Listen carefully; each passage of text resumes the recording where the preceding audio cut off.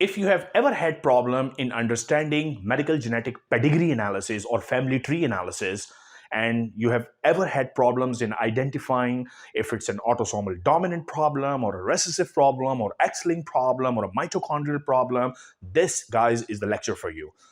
Welcome to my channel. This is Asif Qureshi, and you are watching Dr. Asif Lectures. I'm now going to start a series of lectures on medical genetics. So we will one by one discuss all modes of inheritance and their characteristics associated with them. We will discuss autosomal dominant, recessive, X-linked disorders, mitochondrial disorders, all of them one by one.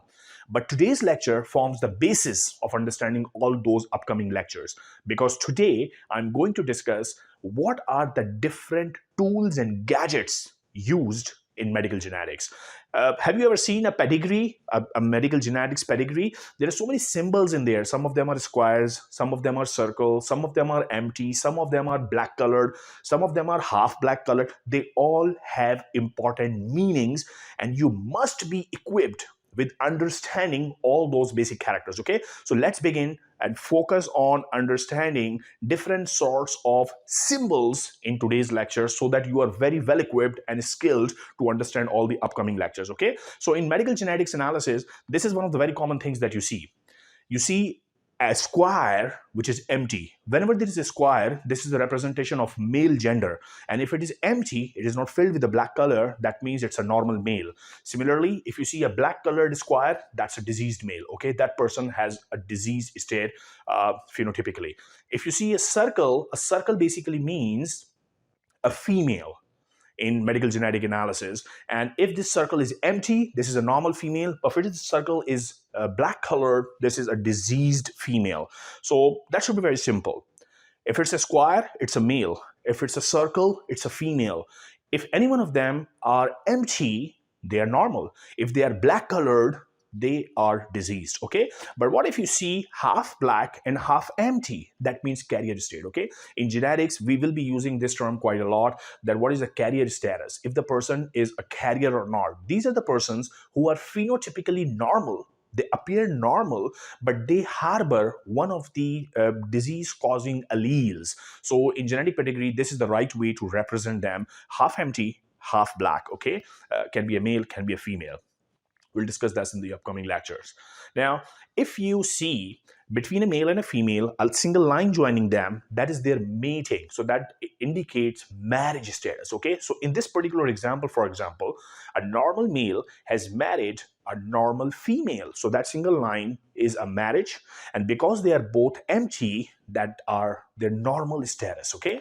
And if we see a double line between a male and a female, that is consanguineous marriage, so cousin marriages, okay, marriages within the family. So that is denoted by double lines. And that is very important when it comes to understanding carrier status and identifying recurrence risk and genetic counseling. It is important to know and correctly represent that if the marriage is the cousin marriage. Okay, so this is how it is represented by a double line between a male and a female. Okay, it should be very, very, very clear to you. Now, if from the male and the female who got married, there is a branching offshoot like this, the one represented here, so these two are siblings.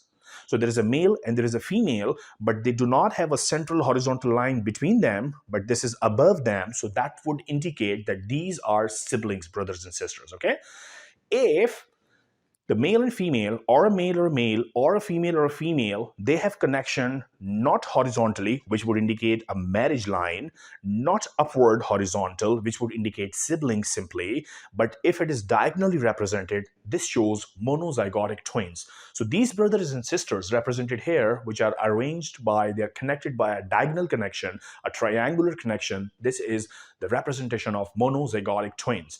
If, however, this triangular line is intercepted by a small line at the top, like the one presented here, these are dizygotic twins. So see, in the genetic pedigree, you have now learned that how a male is represented, how a female is represented. If it's empty, it is normal. If it is filled, it is disease status. If they're half filled and half normal, they're carriers. Single line between male and female, marriage, double line, consanguineous marriage, cousin marriages, family marriages.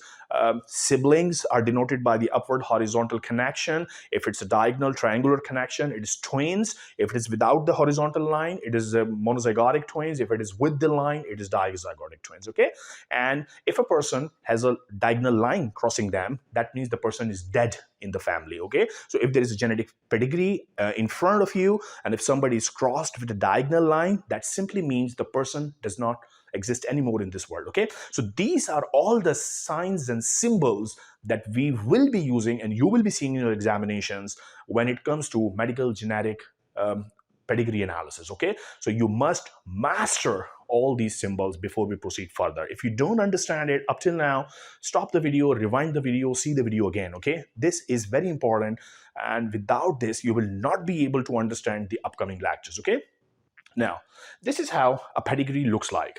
They give you male and females at the top, and then the siblings, and then their marriages, and then their siblings. Okay, what do they ask in exams? They focus on three things, and I will teach you all those three things. We will master those three things. Whenever you see a pedigree, you should ask yourself these three questions. The first question is, what is the mode of inheritance? Students, just by looking at the pedigree, I will teach you how to identify the mode of inheritance. You should master this, and we will do this one by one for each mode of inheritance, okay?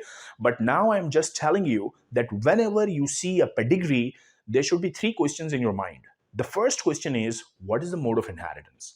The second question you should ask yourself is, what is the recurrence risk? So when I say recurrence risk, it basically means that if a male and female get married together, there are obviously chances of them having babies, and we as medical practitioners should be able to calculate the recurrence risk of a disease in their babies. Okay, so this is the second question that you should obviously ask yourself. The first thing, you should be able to identify the mode of inheritance just by looking at the pedigree, and the second thing, you should be able to calculate the recurrence risk of the disease or the carrier status in the bed. Third thing is to identify what are the chances of their baby to be in a carrier state. A carrier, once again I'm telling you, it may be physically or phenotypically normal person, but if you do their genetic analysis, they may have one of the disease causing alleles. So they are physically normal, they're phenotypically normal, but they have the allele which can cause the disease, which means that they can pass on to this allele, the disease causing allele, into the next generation. So guys, this is why we study medical genetics.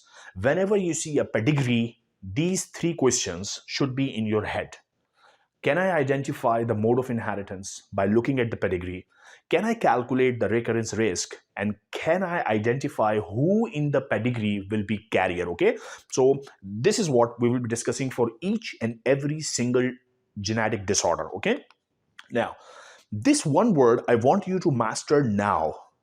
This is called Punnett Square. A Punnett Square helps you to identify the recurrence risk and the carrier status. Okay, I told you there are three things. You should be able to identify the mode of inheritance, and that I will teach you how to do by looking at the pedigree. The remaining two things, recurrence risk and carrier status, you can take help from the Punnett Square. And a Punnett Square is a 2x2 box, and there is a rule for that. On the top of that box is always the genetic makeup of a male, and on the left-hand side is always the genetic makeup of a female. So for example, if on the top is written a capital A and a small a, this is the genotype of the male. And on the left side, there is a small a and a small a, this is the genotype of a female. So that is the rule. I will then tell you what does capital A means, what does small a means. They have different meanings in different genetic diseases. We will go through them, but for now, remember that you will see this Punnett Square quite a lot in all the medical genetics lecture that are upcoming very soon. So let us recapitulate what we learned in this lecture. In this lecture, we understood all the important symbols that will be used in medical genetic analysis. Then I told you that whenever you see a medical genetics pedigree, you must ask yourself three basic questions. The first one of them is, what is the mode of inheritance? The second one of them is, can I calculate recurrence risk?